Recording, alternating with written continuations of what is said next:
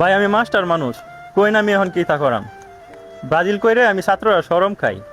Brazil কোনো দল হইল? নষ্ট একটা দল এটা। আমার এই লাইফে ব্রাজিলের কোনো পারফরমেন্স দেখতে পারলাম না। ব্রাজিল এটা পারতো না, কোনোভাবেই সম্ভব না। শিক্ষার্থীদের চাপে দুধ দিয়ে গোসল করে ব্রাজিল থেকে আর্জেন্টিনায় যোগ দিল নেত্রকোনার মদন উপজেলার একজন শিক্ষক। ছোটকাল থেকে যে দলকে ভালোবেসে এসেছেন সেই দলকেই আজ বাদ দিতে হলো শিক্ষার্থীদের চাপে। হ্যালো সৌরভ, কই আছো তুমি?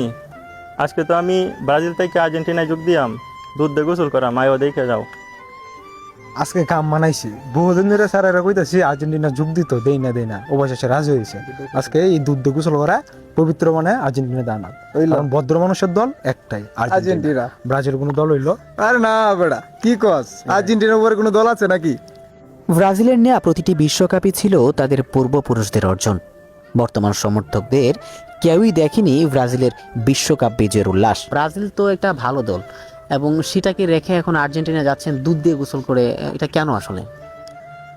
ব্রাজিল ভালো দল, কিন্তু আর ব্রাজিলের অবস্থা এখন নাই। কারণ ব্রাজিল সাপোর্ট করতাম, এখন ব্রাজিল সাপোর্ট করতে গিয়া আমার মান-ইজ্জত নষ্ট হয়ে যাইতেছে।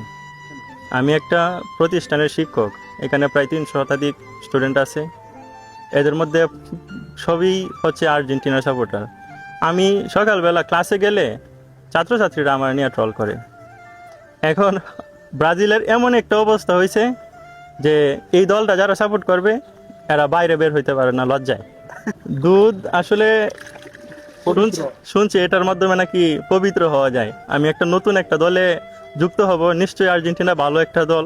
কারণ গত ম্যাচে মেসি যে পারফরমেন্স দেখাইছে, নেইমাররা তো আমি এই পর্যন্ত আমার লাইফে দেখলাম না একটা ম্যাচ খেলতে। হ্যাঁ, এটাই আমার খুব কষ্ট। তো ব্রাজিল তো হ্যাক্সা মিশন নেবে এবছর, হ্যাক্সা পূরণ করবে, আসলে এটা ব্রাজিলের হ্যাক্সা মিশন আমার নাতি নাতকন্যা দেখতে পারবো, এটা বিশ্বাস। হ্যাক্সা মিশন ব্রাজিল দলের এটা মানায় না, সম্ভব। ব্রাজিল এটা পারতো না, কোনোভাবেই সম্ভব না। বলছিলাম নেত্রকোনার মদন উপজেলার মেহেদির কথা, যিনি পেশায় একজন শিক্ষক। শিক্ষকতা করতে গিয়ে নানান প্রতিকূলতা, বাধা বিপত্তির সম্মুখীন হচ্ছে ব্রাজিলকে সমর্থন করায়। ব্রাজিল যেমনটি দেখা যায় বিগত কোনো বছরগুলোতেই বিশ্বকাপ বিজয় তো দূরের কথা, ফাইনাল ম্যাচ পর্যন্ত যেতে পারেনি। যে দলের প্রতি ছিল তার অগাধ ভালোবাসা, আজ সে দলই হয়ে উঠল মেহেদির কাছে ঘৃণার জায়গা। তাই দল পরিবর্তন করে যোগ দিল আর্জেন্টিনাতে।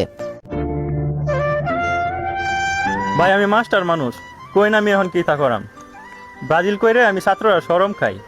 ব্রাজিল কোনো দল হইল? নষ্ট একটা দল এটা। আমার এই লাইফে ব্রাজিলের কোনো পারফরমেন্স দেখতে পারলাম না। ঠিক এই মুহূর্তে সেই ব্রাজিল সমর্থক টিচার আর্জেন্টিনায় স্থানান্তরিত হওয়ার পর তিনি কিন্তু এখন শপথ নেবে। আমরা একটু তার শপথ বাক্যগুলো শুনতে চাই।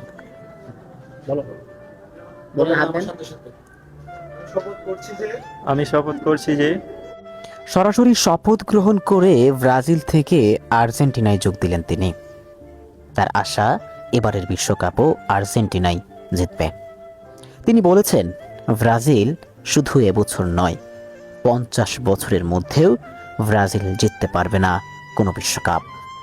আমাদের মেহেদি স্যার আর্জেন্টিনাতে যোগ দিয়েছে, তাই আমরা অনেক আনন্দিত। আমি মেহেদি স্যারের ছাত্র, কোচিংয়ে যাইতাম যে পরে খালি আমরা চেতাইতাম ব্রাজিল ব্রাজিল কইয়া, কিন্তু ব্রাজিলে তো একটা কাপ নিতে পারে নাই, কিন্তু স্যারে এখন ব্রাজিল দিকে ত্যাগ করে আমাদের আর্জেন্টিনায় যোগ দিছে। আচ্ছা, আপনাদের একজন শিক্ষক তো আজকে দুধ দিয়ে গোসল করে ব্রাজিল থেকে আর্জেন্টিনায় গিয়েছে, এই দল স্থানান্তরের বিষয়টি আপনি কেমন ভাবে দেখছেন? আসলে খুব ভালোভাবে দেখছি। আসলে আমাদের মেহেদি স্যার ব্রাজিল ছিল অনেক আগে থেকেই, তাকে বলে আসছিলাম আর্জেন্টিনায় আসার জন্য, কিন্তু দল পরিবর্তন করতে নারাজ। কিন্তু অবশেষে আমরা সাকসেস অর্জন করছি, কারণ উনি দুধ দিয়ে গোসল করে আর্জেন্টিনায় স্থানান্তর করেছে। সেটা আমি ভালোভাবেই দেখছি। তাকে স্বাগত জানাচ্ছি আমাদের দলে, কারণ ব্রাজিলের পারফরমেন্স খুবই বাজে, খুবই খারাপ। আশা করি এই বছর খুব ভালো একটা অবস্থানে যেতে পারবে না। সো আমরা খুবই হ্যাপি।